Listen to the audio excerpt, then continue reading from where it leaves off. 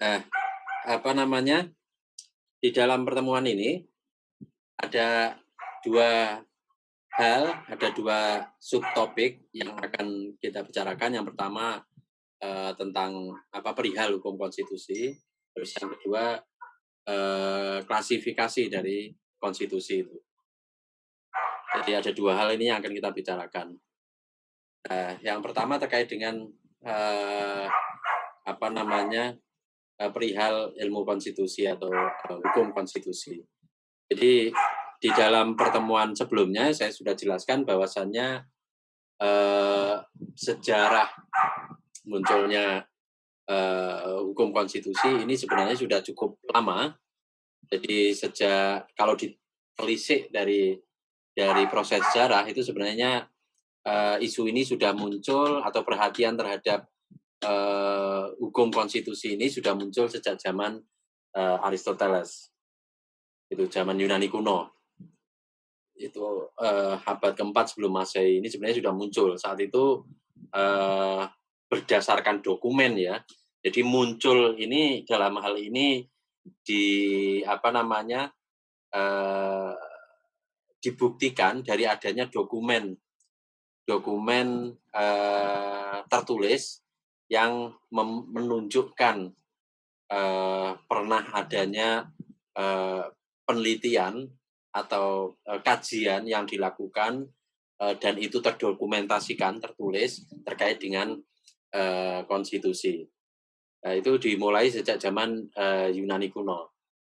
Jadi pada masa tersebut salah satu, filosof Yunani kuno, Aristoteles, ini, pernah melakukan riset tentang konstitusi di 158, polis atau negara kota di Yunani kuno.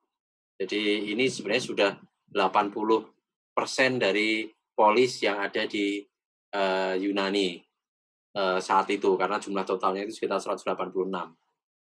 Hasil penelitiannya ini kemudian dibukukan, ditulis, dalam sebuah buku berjudul Politika.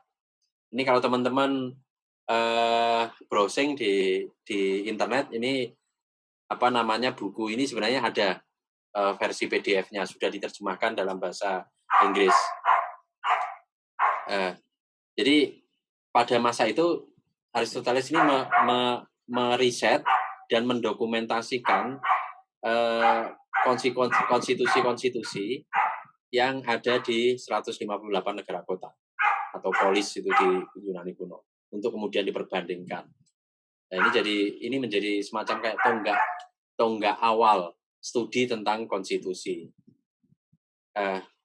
Proses kedua, tonggak sejarah kedua ini, pada abad 18. Ini, ketika ilmuwan Jerman, Albert van Desi ini menulis sebuah buku, tentang pengantar studi hukum konstitusi atau Introduction to Study of the Law of the Constitution. Ini dia memperkenalkan tentang, ilmu hukum konstitusi. Jadi ini ada di dalam bukunya yang berjudul, An Introduction to Study of the Law of the Constitution. Ini tonggak kedua. Tonggak ketiga ini ada salah satu ahli hukum di Indonesia. Ini yang juga melakukan kajian tentang hukum konstitusi dan dia mendeklarasikan, kajian tentang hukum konstitusi ini sebagai sebuah, cabang dari ilmu, hukum. Jadi sebenarnya prosesnya cukup panjang, meskipun ini sebenarnya menyederhanakan karena di luar tokoh-tokoh ini sebenarnya cukup banyak tokoh lain yang, melakukan kajian-kajian tentang, hukum konstitusi, di dunia ini. Jadi ada juga misalnya ahli hukum dari apa namanya, dari Amerika, kemudian di Indonesia sendiri juga sebenarnya cukup banyak ahli hukum yang melakukan studi tentang konstitusi. Tapi kira-kira sebagai sebuah gambaran sebenarnya yang perlu kita garis bawahi ini bahwasannya studi tentang hukum konstitusi dan pendekatan keilmuan terkait dengan konstitusi ini sudah dimulai sejak era Yunani kuno. Di dalam ilmu hukum ilmu hukum konstitusi ini sebenarnya masuk di dalam bagian dari keluarga ilmu hukum tata negara.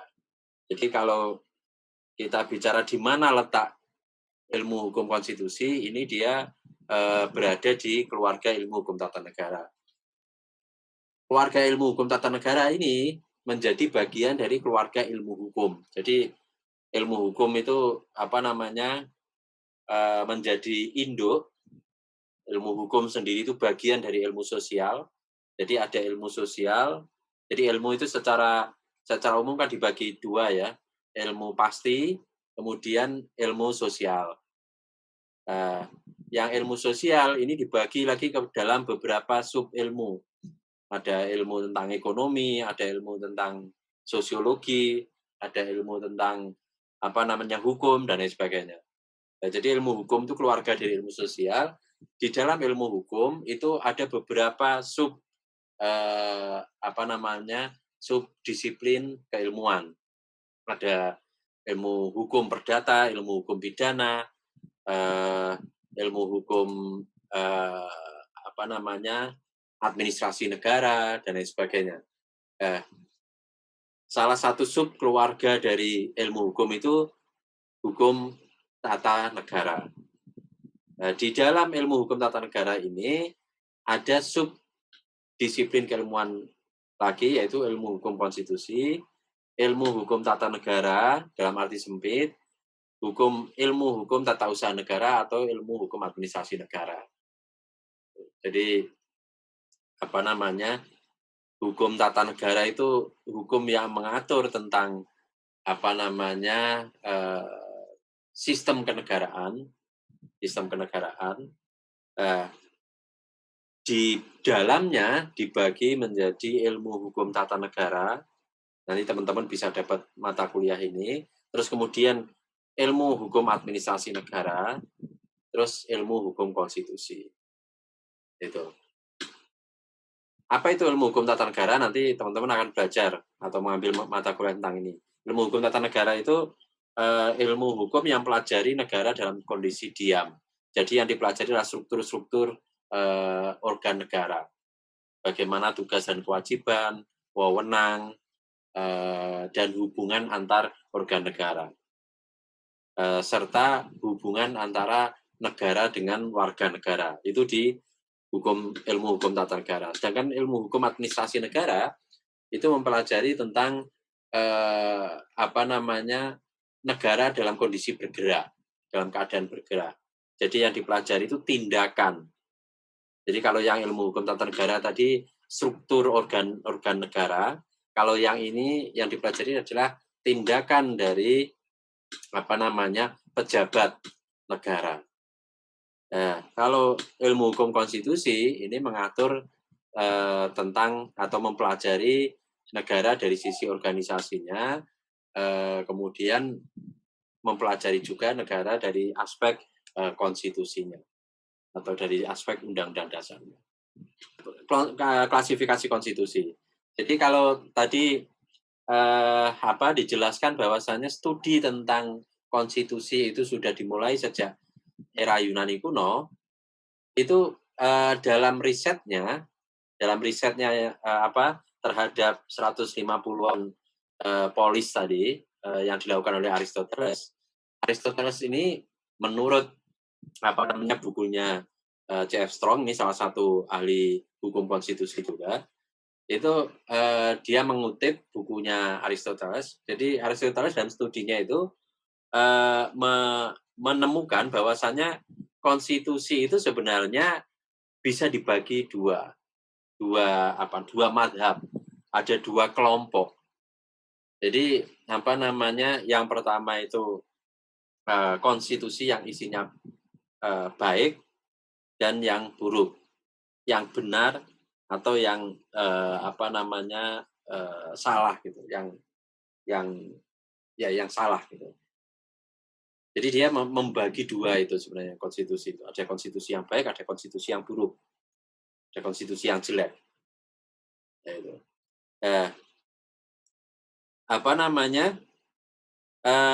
Pembagian yang dibikin oleh Aristoteles ini sebenarnya menunjukkan bagaimana cara pemerintahan itu berjalan.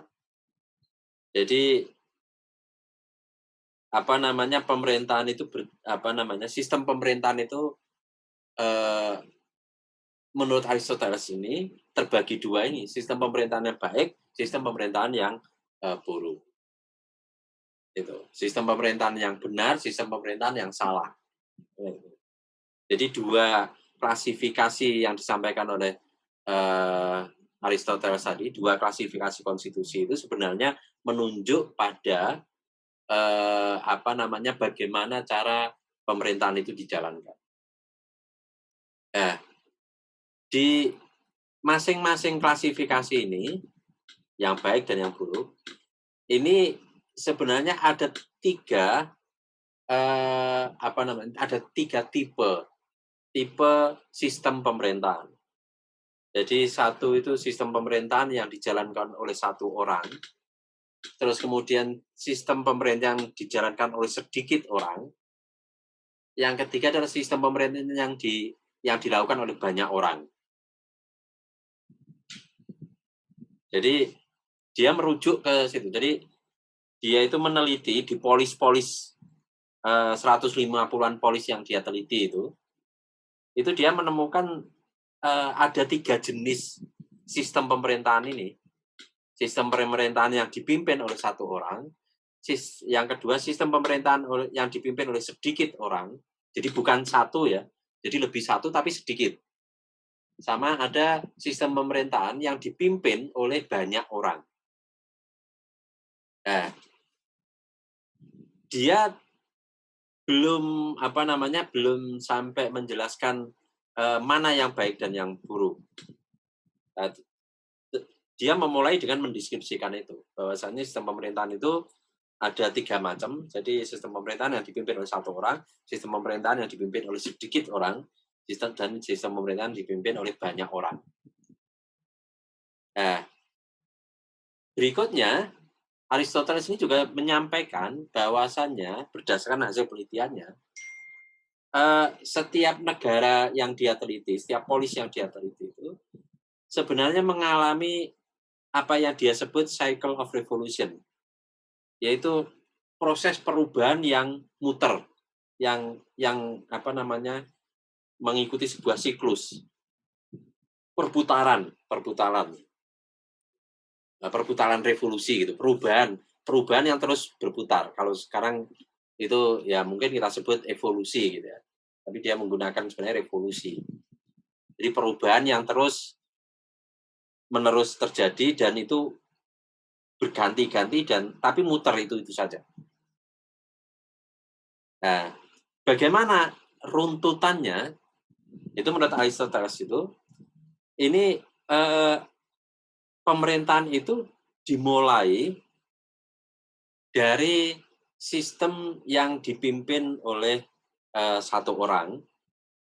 Jadi pemerintahan itu dipimpin oleh satu orang, tetapi orangnya tersebut itu dia sangat berkuasa, tapi dia juga baik. Itu yang dia sebut sebagai monarki atau royalty. Jadi sistem pemerintahan monarki. Jadi sistem pemerintahan dipimpin oleh satu orang yang baik. Tetapi dalam proses berikutnya, ini menurut hasil pengamatan dia terhadap 158 polis tadi itu sistem monarki ini seiring dengan berjalannya waktu, ini seringkali gagal menghasilkan pemimpin atau raja yang baik, raja yang bijaksana. Sistem monarki itu kemudian menjadi menurut dia itu menjadi tirani atau despotisme. Jadi karena rajanya tadi itu mengalami istilahnya kayak perkembangan yang tidak baik. Jadi kalau Lord Acton itu kan menyampaikan bahwasannya power tends to corrupt gitu ya.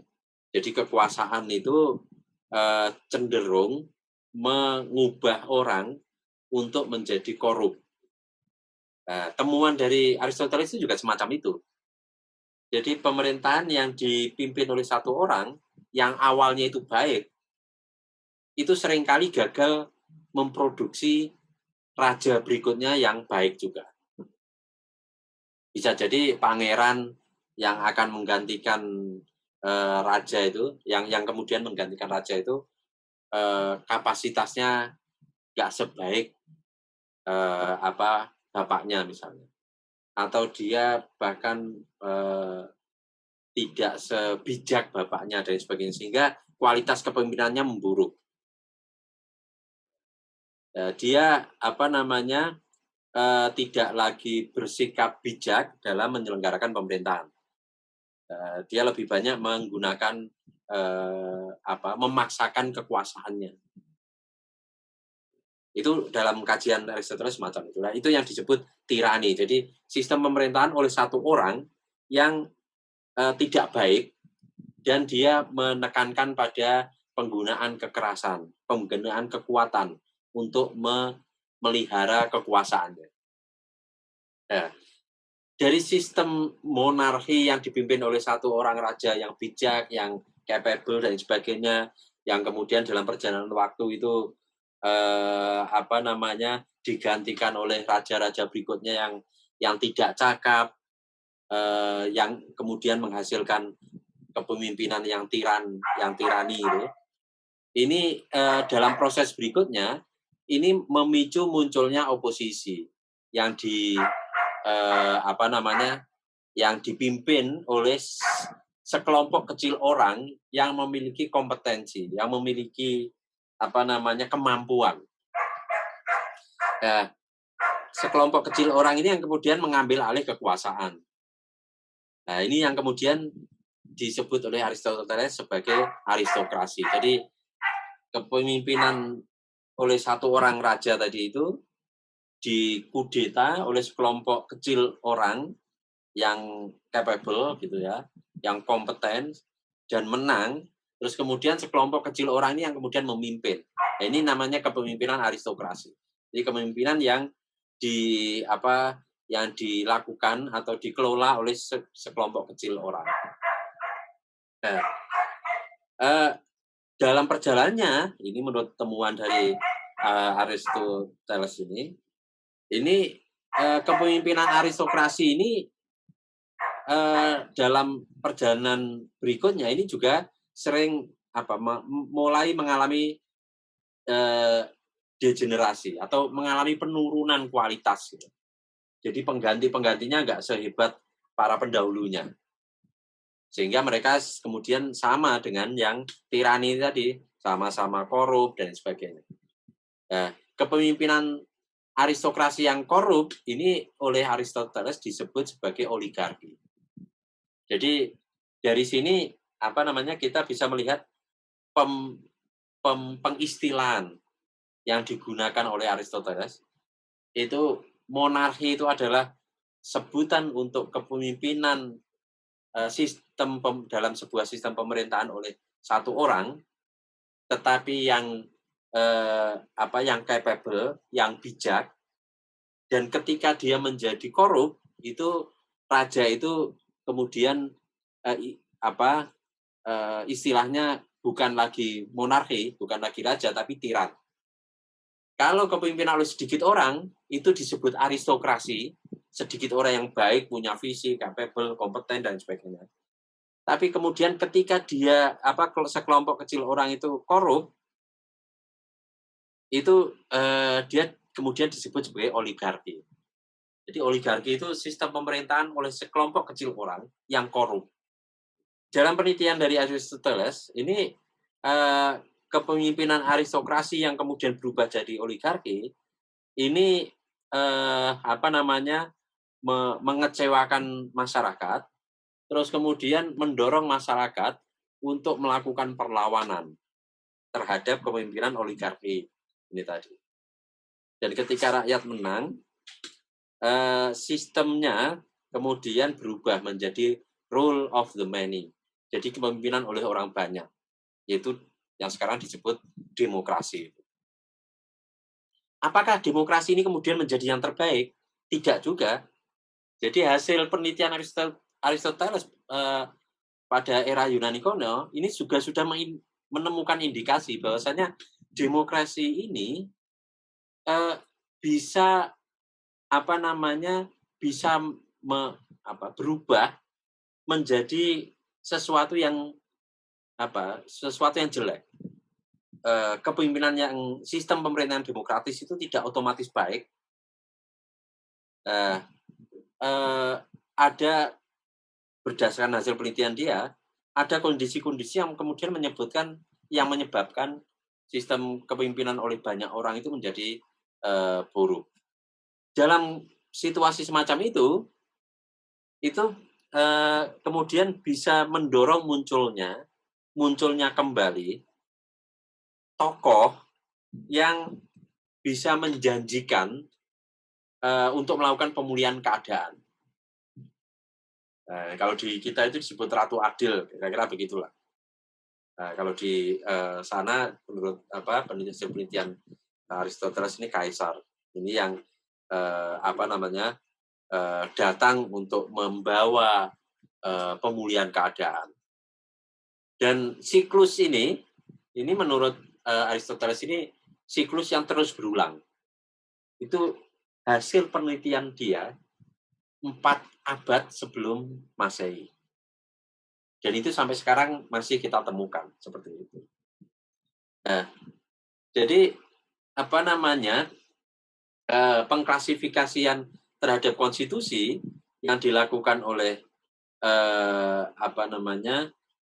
Aristoteles ini itu bisa disarikan menjadi tabel ini. Jadi pertama tipe konstitusi. Jadi konstitusi sekali lagi ya, menurut Aristoteles ini dimaknai sebagai sistem pemerintahan. Jadi bukan konstitusi dalam arti teks undang-undang dasar. Karena kalau konstitusi sekarang ini dimaknai teks undang-undang dasar. Tapi zaman Yunani kuno, konstitusi ini dimaknai sebagai sistem pemerintah. Nah, jadi tipe konstitusi atau sistem pemerintahan itu dibagi 2, good atau baik atau benar, good or true, dan buruk atau salah. Nah, tipe konstitusi yang pertama itu atau sistem pemerintahan itu sistem pemerintahan yang dipimpin oleh satu orang. Ini kalau yang baik, yang bijak itu disebut monarki atau royalty. Yang jelek itu disebut tirani atau despotism. Yang korup itu tadi. Sedangkan sistem pemerintahan oleh sedikit orang, ini yang baik itu disebut sebagai aristokrasi. Kalau yang jelek disebut oligarki. Nah, pemerintahan yang dipimpin oleh banyak orang, itu kalau yang baik itu dia sebut sebagai politi. Kalau yang buruk itu dia sebut sebagai demokrasi. Karena dia dipimpin oleh mob tadi itu. Jadi di sini the rule of mob gitu ya. Jadi kepemimpinan oleh massa tanpa adanya bimbingan kebajikan. Itu menurut dia demokrasi itu kayak gitu dan itu jelek. Yang baik itu kepemimpinan oleh banyak orang itu adalah polity. Jadi kepemimpinan yang kalau di Indonesia ya sila keempat Pancasila lah kira-kira.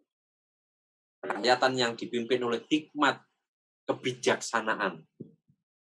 Jadi tidak hanya kerakyatan saja. Jadi kan kalau kita lihat rumusan Pancasila itu, kan ada versi singkat, hanya kerakyatan. Jadi ketuhanan, kemanusiaan, persatuan, kerakyatan, keadilan. Nah, itu bisa masuk kategori ini. Kira-kira. Kalau yang baik itu ada kebijaksanaan. Jadi kerakyatan yang dipimpin oleh hikmat kebijaksanaan dalam permusyawaratan perwakilan. Jadi permusyawaratan dan perwakilan, baik itu yang di DPR, di eksekutif, itu harus dipimpin oleh hikmat dan kebijaksanaan. Kira-kira polity itu yang dimaksudkan oleh Aristoteles itu semacam itu. Nah, ini yang kedua, klasifikasi konstitusi menurut Ware. Jadi dia membagi konstitusi itu, ini sudah dia memahami konstitusi ini sudah dalam konteks konstitusi yang sekarang ya, bukan seperti konstitusi yang dimaksudkan oleh Aristoteles yang di mana konstitusi yang dimaksudkan oleh Aristoteles itu merupakan dimaknai sebagai sistem pemerintahan. Nah, kalau yang menurut Ware ini sudah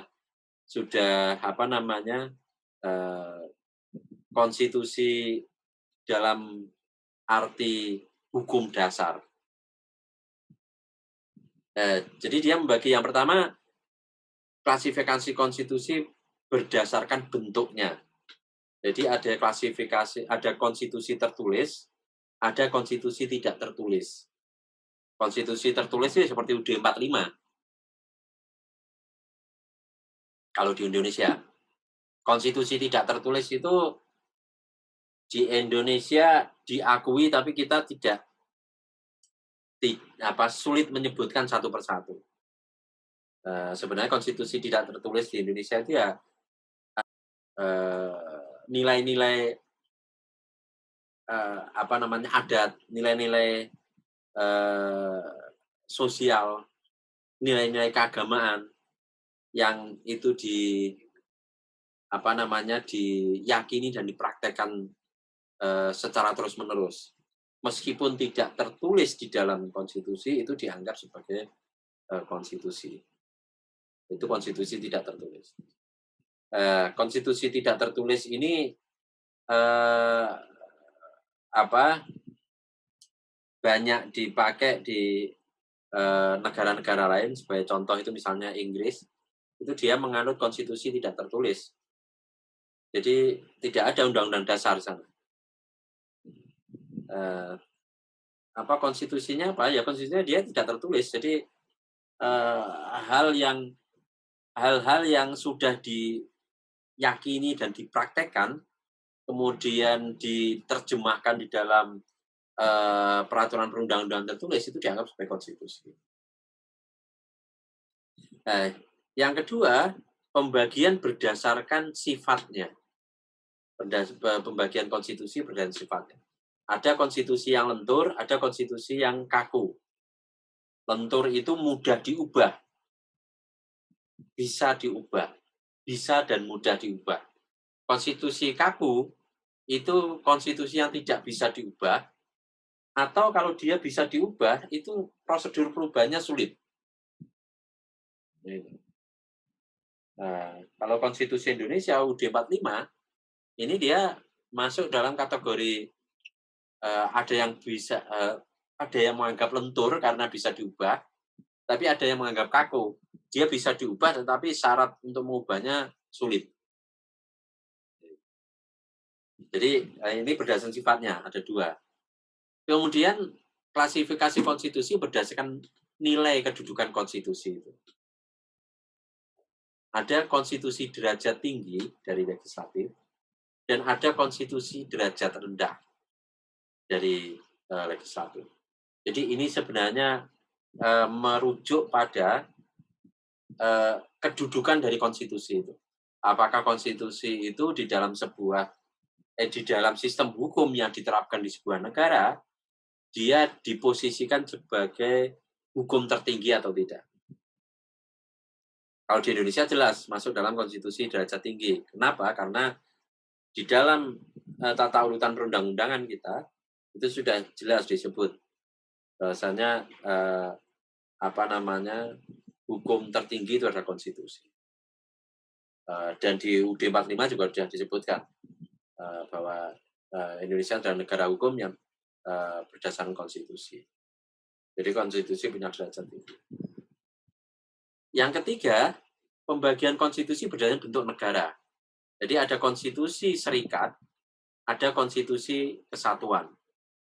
Jadi ini sebenarnya konstitusi yang pembagian konstitusi dengan melihat bentuk negaranya. Gitu. Jadi kalau di negara-negara serikat itu dia ada konstitusi untuk negara bagian dan ada konstitusi untuk negara federal. Tapi kalau konstitusi di negara kesatuan itu ya konstitusinya satu. Pemerintah daerah nggak punya konstitusi, konstitusinya hanya di pemerintah nasional. Amerika Serikat, Malaysia, jadi negara-negara federal itu rata-rata di tingkat negara bagian itu mereka punya konstitusi. Terus di negara federalnya, federal itu kayak di tingkat nasionalnya itu juga punya konstitusi. Konstitusi di tingkat nasional itu merangkum apa istilahnya kayak mengkompromikan konstitusi-konstitusi di tingkat negara bagian atau tingkat daerah gitu. Tapi bisa jadi ada bagian-bagian dari konstitusi negara bagian itu mengatur hal yang tidak diatur di konstitusi negara federal. Macam itu.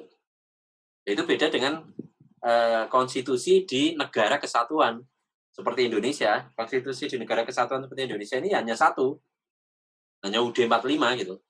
Pemda nggak punya konstitusi. Ya, berikutnya pembagian konstitusi berdasarkan sistem pemerintahannya, sistem pemerintahan negaranya. Ada konstitusi sistem pemerintahan presidensial, ada konstitusi sistem pemerintahan parlementer. Ini sebenarnya sangat sulit untuk membedakan ya dalam prakteknya, apalagi kalau untuk kasus Indonesia.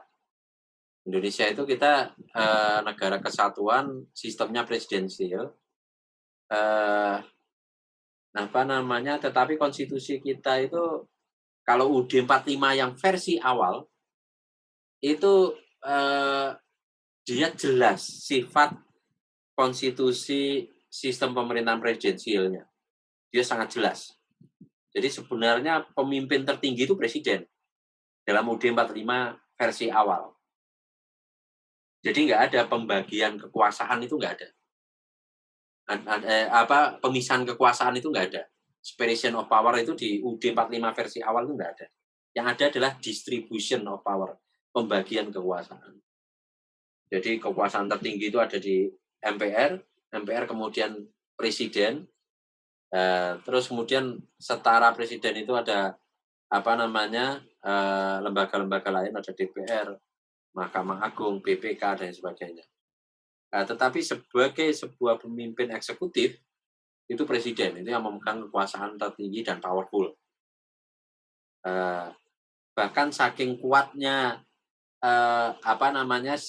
nuansa sistem presidensial dalam Undang-Undang Dasar UUD 45 yang lama, itu hak atau wewenang untuk membentuk undang-undang itu ada di presiden. Jadi yang mengusulkan rancangan undang-undang itu presiden. Teman-teman kalau pelajari perubahan Undang-Undang Dasar itu nanti akan ketemu itu. Baru setelah era reformasi itu kemudian mulai dilakukan pemisahan kekuasaan. Jadi UUD 45 hasil amandemen, itu amandemen pertama, kedua, ketiga itu mulai memperlihatkan bahwasannya kewenangan legislasi itu diberikan kepada DPR. Presiden itu adalah kewenangan eksekutif. Nah, kalau di UUD lama enggak. UUD lama itu sangat kental sebagai konstitusi sistem pemerintahan presidensial. Nah, ini tadi penjelasannya ya, konstitusi tertulis dan tidak tertulis. Ini, jadi konstitusi tertulis adalah konstitusi yang dituangkan dalam sebuah dokumen formal. Jadi adalah Undang-Undang Dasar 1945. Nah, itu konstitusi tertulis. Sedangkan konstitusi yang bukan dalam bentuk tertulis, yaitu konstitusi yang tidak dituangkan dalam dokumen formal. Seperti konstitusi yang berlaku di Inggris, Israel, Selandia Baru, dan sebagainya. Jadi mereka nggak punya satu buku, satu dokumen formal yang berjudul Undang-Undang Dasar Inggris atau Konstitusi Inggris, itu nggak ada. Konstitusi lentur dan konstitusi kaku, fleksibel atau rigid, ini ya. Jadi yang lentur itu proses perubahannya itu mudah, itu disebut fleksibel. Tapi kalau dia sulit diubah, itu rigid. Jadi untuk mengukur fleksibel atau rigid ini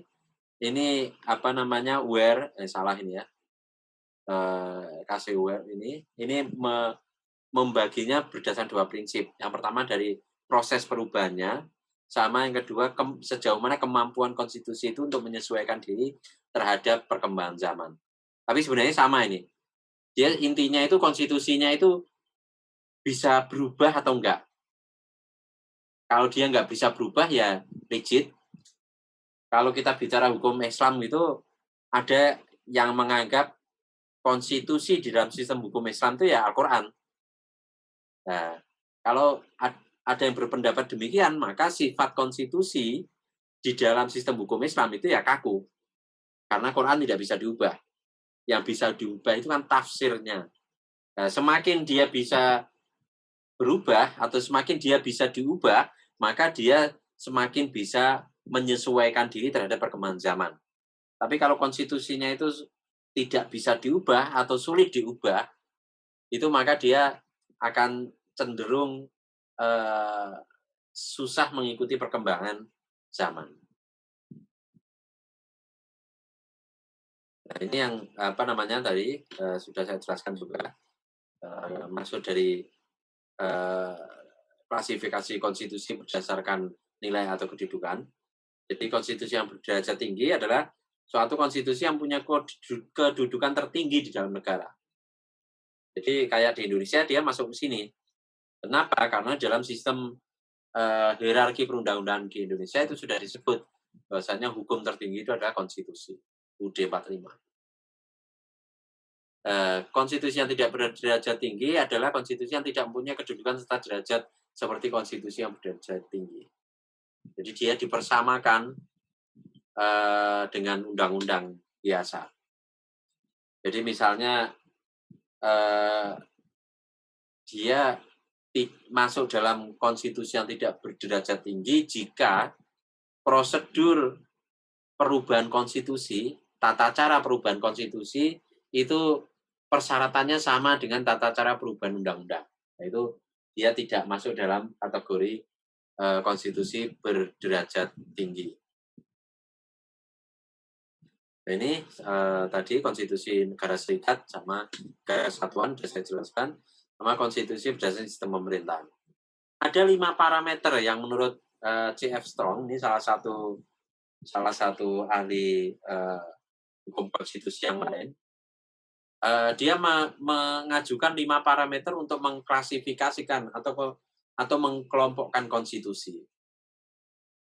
Yang pertama adalah the nature of the state to which the constitution applies. Jadi bentuk dari negara di mana konstitusi itu diterapkan. Itu sama sebenarnya tadi, dia negara kesatuan atau negara serikat. Kemudian parameter kedua adalah the nature of the constitution itself. Jadi bentuk dari konstitusi itu sendiri, tertulis atau tidak tertulis. Terus the nature of the legislature. Jadi bentuk dari lembaga legislatifnya. The nature of the executive dan the nature of judiciary. Jadi dia berbeda dengan WER tadi yang mengklasifikasikan berdasarkan bentuk konstitusinya tertulis tidak tertulis, sifatnya dan sebagainya. Kalau C.F. Strong ini menggunakan 5 pendekatan ini untuk mengklasifikasikan konstitusi. Menurut Strong ini pembagian konstitusi berdasarkan 5 parameter itu menghasilkan seperti ini. Jadi yang pertama dari bentuk negara, ini menghasilkan konstitusi negara kesatuan sama konstitusi negara serikat sama dengan kasih WER tadi. Terus the nature of constitution itself, ini klasifikasinya ada yang fleksibel, dari CIT sama ya tadi. Terus kemudian yang berbeda di sini, the nature of the legislature. Jadi yang pertama itu adult suffrage. Ini kedaulatan dari diakuinya kedaulatan dari setiap warga negara yang